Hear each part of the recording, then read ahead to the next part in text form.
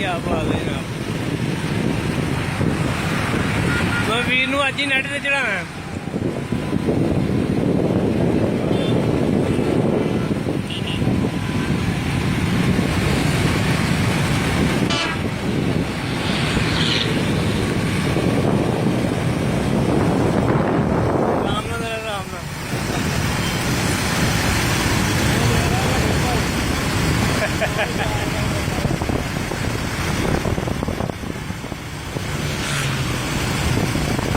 बहुत ही मेहरबानी।